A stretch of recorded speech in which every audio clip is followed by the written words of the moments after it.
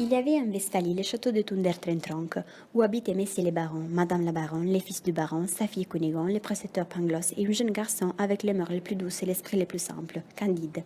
Le précepteur Pangloss enseignait que notre monde est le meilleur du monde. Candide lui croyait innocemment. Un jour, Cunégonde, en se promenant près du château dans les petits bois, vit entre deux broussailles le docteur Pangloss qui donnait une leçon de physique expérimentale à la femme de chambre paquette. Toute remplie de désir d'être savant, après le dîner, elle se trouva derrière un paravent avec Candide. Leurs bouches se rencontrèrent. Monsieur le baron passa auprès du paravent et, apercevant ce spectacle, chassa Candide du château à grands coups de pied dans le derrière. Chassé du paradis terrestre, Candide connaît la guerre, boucherie héroïque, les armées à barres et burcards, laissées derrière elles tant de morts et de mourants et villages réduits en cendres. Candide s'enfuit au plus vite et il arriva en Hollande. Un bon anabaptiste nommé Jacques prit pitié de lui et le mena chez lui. Grâce à ce geste, Candide continua à croire à ce que Pangloss lui avait dit. Le lendemain, en se promenant, il rencontra une épouvantable mendiant qui le regarda fixement et sauta à son cou. C'était Pangloss qui était malade de syphilis et qui lui conta les massacres qui s'étaient passés au château. Jacques n'hésita pas à accueillir Pangloss et le fit guérir à ses défenses. Après des mois, étant obligé d'aller à Lisbonne pour les commerces, l'anabaptiste mena avec lui Candide et Pangloss. À la vue du port de Lisbonne, le vaisseau fut assailli par la plus horrible tempête.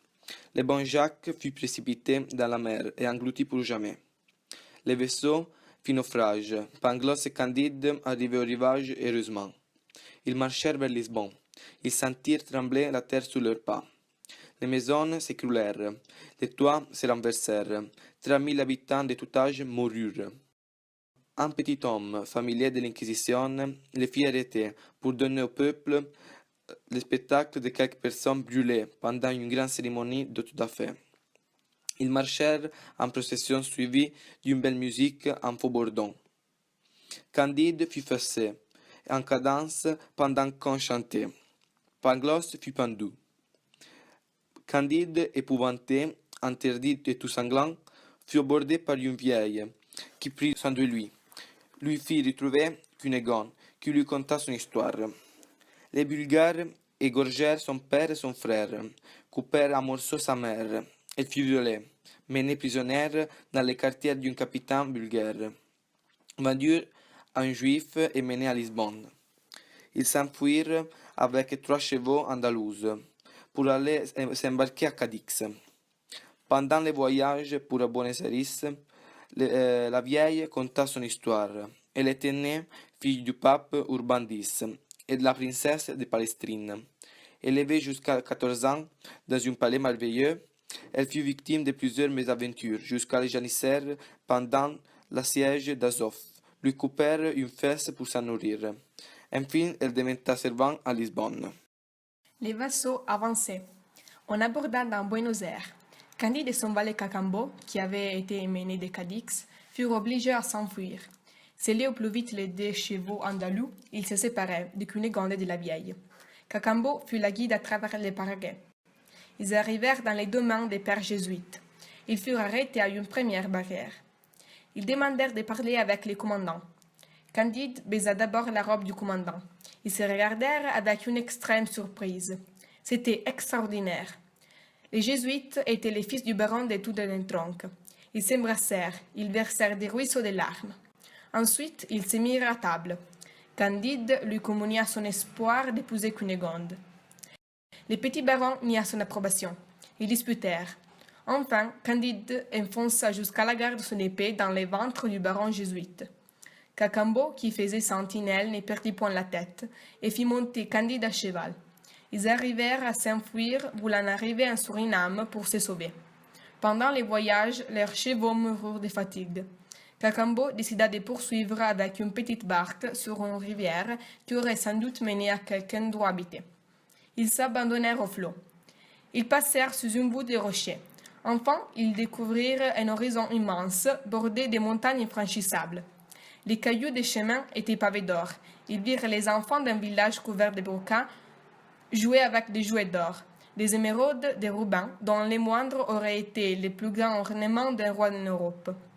Ils passèrent un mois au thé à la cour de ces bizarres pays d'Eldorado.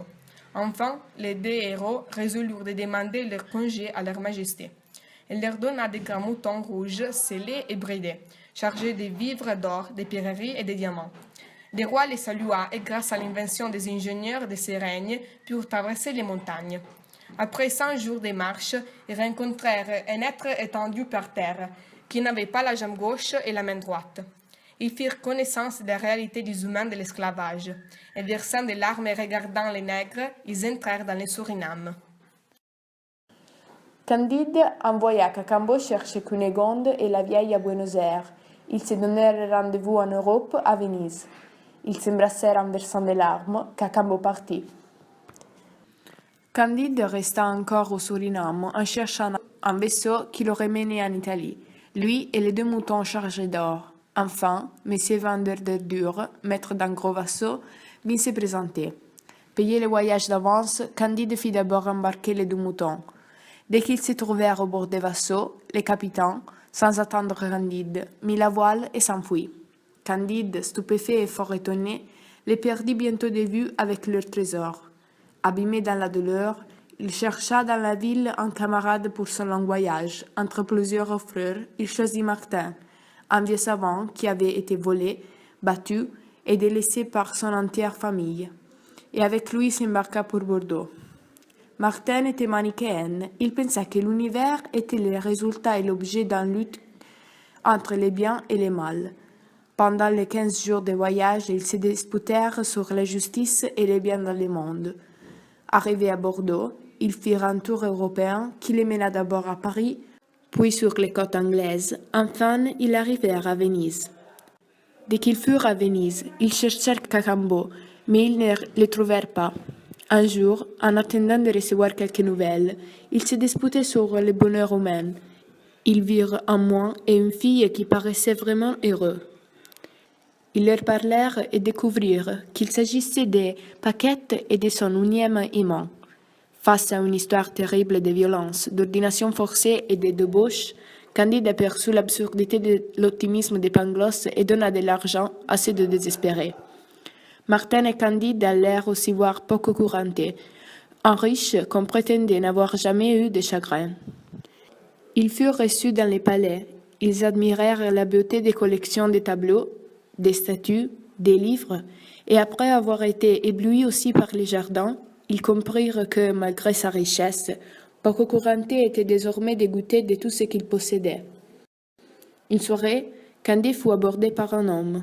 C'était Cacambo. Ils s'embrassèrent fous de joie.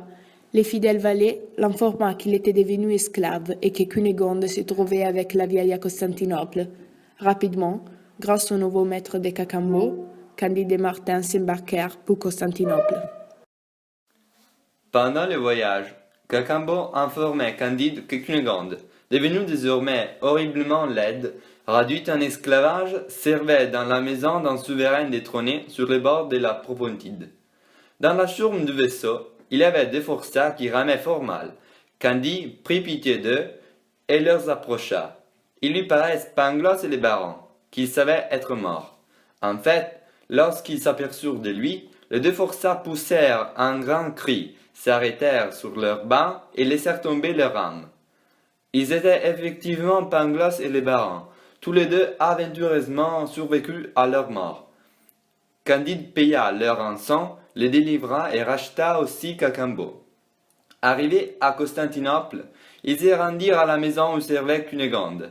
Ils la trouvèrent avec la vieille, qui étendait des serviettes sur des ficelles pour les faire sécher. Candide les racheta toutes 2. Ils s'installèrent dans une petite métairie dans le voisinage, en attendant une meilleure destinée. Malgré la laideur de Cunégonde, Candide, pour respecter ses anciennes promesses d'amour, décida de l'épouser. Les barons, même s'il avait été sauvé par Candide, continuaient à nier son consentement et prétendaient encore de s'opposer au mariage. Enfin, on décida de chasser les barons et de l'envoyer à Rome avec les premiers vaisseaux. Finalement, on arriva à punir l'orgueil d'un baron allemand jésuite. Candide et Cunégonde s'épousèrent. La vie poursuivait à la métairie. La vieille devient infirme. Cunégonde en l'a dit de jour en jour. Cacambo travaillait au jardin, vendait les légumes à Constantinople et, excédé de travail, maudissait sa destinée. Candide, Martin et Pangloss disputaient souvent de morale, des métaphysiques, du sang, des richesses, du pouvoir et du bonheur. Pangloss était encore de son premier sentiment. Il avait soutenu une fois que tout allait au mieux, et le soutenait toujours. Martin était firmement persuadé qu'on est également mal partout, et que l'homme était condamné aux convulsions de l'inquiétude. Candide n'en convenait pas, mais il n'assura rien. Les dissertations redoublaient.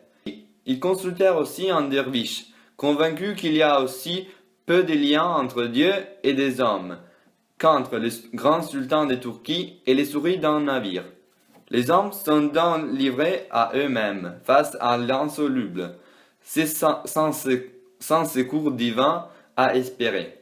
Cette réponse aux interrogations sur le meilleur des mondes possibles, l'origine du mal ou la nature de l'âme, renvoya les protagonistes à la vacuité des paroles et à la solitude de l'homme. Enfin, ils se convainquirent que seulement avec le travail on peut éloigner l'ennui, le vice et les besoins. Candide arriva finalement à la conclusion que le seul moyen pour rendre la vie supportable est Il faut cultiver notre jardin.